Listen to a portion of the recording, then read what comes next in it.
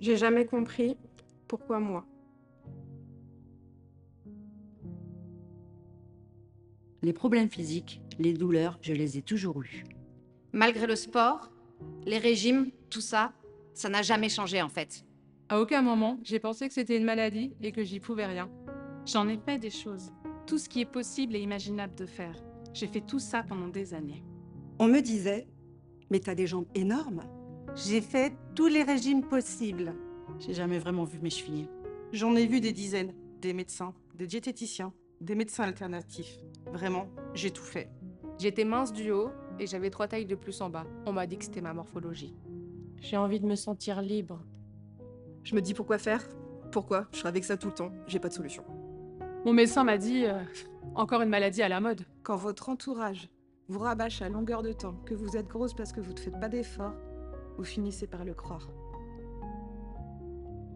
Mon père m'engueulait tout le temps à cause de ça. Parce que quand il m'emmenait faire du sport, pour courir, moi je n'y arrivais pas. J'ai totalement perdu confiance en moi. Personne ne m'a diagnostiqué au départ. J'ai dû faire mon autodiagnostic. Ça m'aurait fait du bien d'avoir de l'aide plus tôt. Je voyais bien la différence avec les autres, surtout les jambes. Et quand je voudrais des enfants ou que j'aurai d'autres bouleversements hormonaux, est-ce que ça va revenir? J'ai fait un crédit sur 15 ans pour me faire opérer. Oui, c'est une forme de fatalité. Voilà. Rien que d'en parler, j'ai envie de pleurer. Il y a des attentes sur le fait qu'on informe, mais les médecins, ça serait cool qu'on les forme. J'ai peur de ne plus pouvoir marcher normalement. Au bout de 10 minutes de marche, j'ai comme les jambes coupées. On s'en fout parce que ça concerne que les femmes. Et les femmes, c'est le cadet des soucis de la société. J'en parle pas parce que je me dis que les gens ne me comprendraient pas. Je me sens seule, épuisée et dans la douleur. Personne ne voit mes jambes. Je les cache tout le temps. J'ai toujours l'impression que les gens pensent que je ne fais pas d'efforts, que je me laisse aller au quotidien. Or, ce n'est pas le cas. Mon corps ne reflète pas ce que je fais en sport et ce que je mange. Depuis toute petite, la nourriture a été le tourment de ma vie. Tout était pesé. J'aurais fait plus de choses si je n'avais pas eu ce lipodème. J'aurais bien aimé avoir été suivie psychologiquement par rapport à tous les dommages causés par le lipodème. On se sent comme un échec. Comme si on était la seule dans le monde à avoir ça. Cette maladie chronique a volé mes rêves. Comment expliquer que j'ai mal? Quasiment tout le temps. Je n'ai pas les moyens de me soigner. Ça m'a coûté plus de 20 000 euros. 35 000 euros. 40 000 euros. 50 000. J'ai peur pour mes filles. Je me demande, est-ce qu'on va avancer sur la recherche? Je suis en colère. Est-ce que le milieu médical va nous considérer un jour? Je rêve de courir à nouveau. Je rêve de simplement marcher 1 heure sans m'arrêter et sans douleur. Je rêve de pouvoir être respectée. Je rêve d'un monde où notre santé, à nous les femmes, est leur priorité.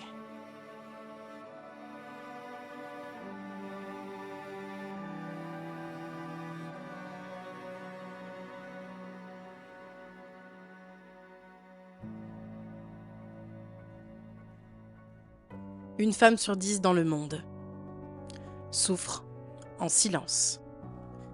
Et pourtant, tu n'en as peut-être jamais entendu parler. 19 ans d'errance médicale en moyenne. On nous a dit que c'était dans notre tête. On nous a dit de faire du sport. On nous a dit de perdre du poids.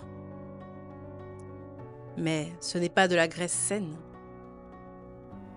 C'est une maladie chronique, douloureuse, invalidante. Nous sommes des femmes incomprises, jugées, seules. Cette maladie a un nom. Le lipœdème. Il est temps d'en parler. Reconnaître, c'est déjà commencer à soigner. Aujourd'hui, tu peux agir. Soutiens l'association Lipofrance. Adhérer, c'est soutenir des milliers de femmes.